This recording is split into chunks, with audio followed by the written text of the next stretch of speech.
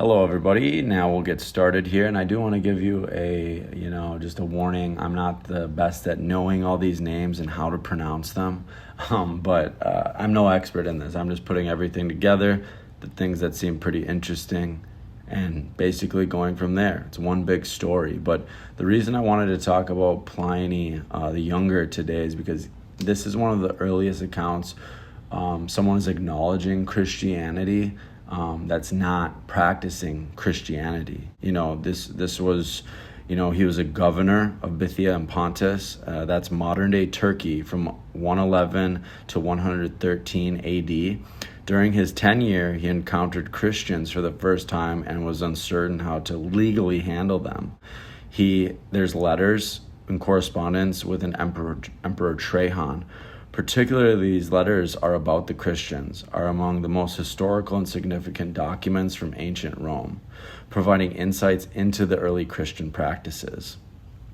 Some of the key points of the letter: the initial inquiry, Pliny writes to Trajan asking for guidance on how to prosecute the Christians.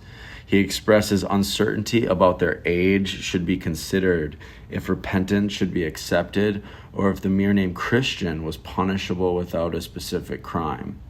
The procedure adopted, Pliny describes his methods as: he interrogated those accused of being Christian. Those who confessed were given 3 chances to recant, and if they persisted, they were executed. Those who denied being Christians and proved it by worshiping Roman gods and cursing Christ were released. Pliny notes that Christians met before dawn to sing hymns to Christ as if he were God, took an oath not to commit various crimes like theft and adultery, and shared common innocent meal. So the spread of Christianity, he mentions in these letters that it's superstition. He had spread not in just cities, but also to villages and farms, indicating the rapid growth of Christianity. Trajan's response to Pliny was: Christians should not be sought out, but if accused and found guilty, they should be punished.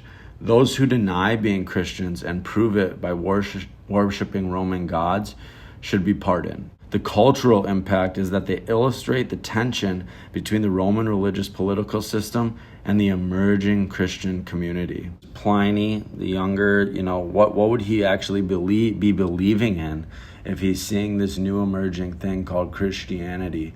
Like, what was he believing in?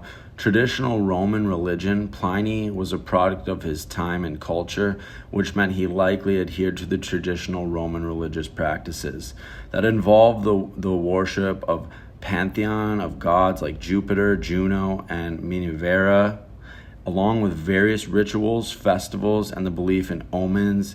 Pliny was well educated and influenced by Greek philosophy, particularly Stoicism, which is quite popular among the Roman elite. Stoicism, while not a religion per se, offered philosophical framework that could coexist with traditional religious practices.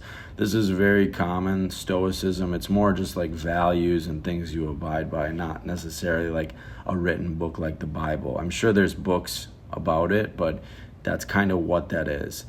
The attitude towards Christianity, because of all the things he believed in, one of the most revealing aspects of Pliny's religious views did come from that correspondence with Emperor Trajan. It's like, how the hell do we deal with all these people that are finding this new religion?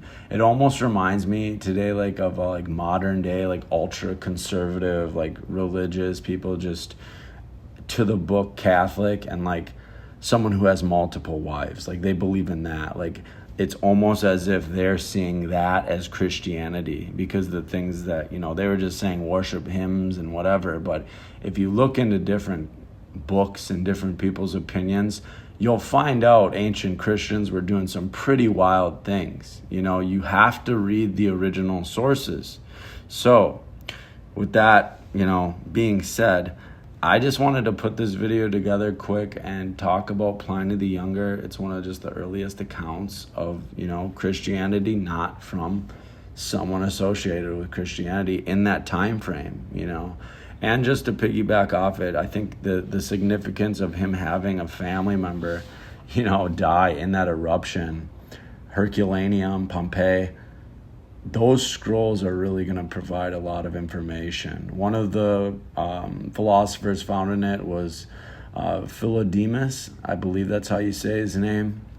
That there's just going to be whole new things found. There's going to be new ideas.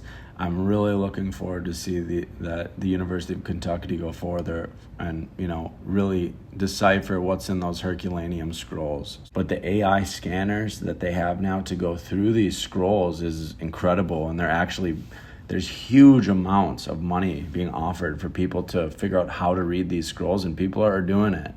I thought something really interesting too on the website for the Herculaneum scrolls.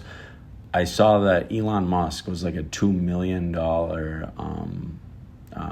He gave them $2 million to fund this research, and I think that's kind of important. The world's richest man is funding what is inside those Herculaneum scrolls. There's a lot of people that suggest a new renaissance will happen when these scrolls are going to be able to be read.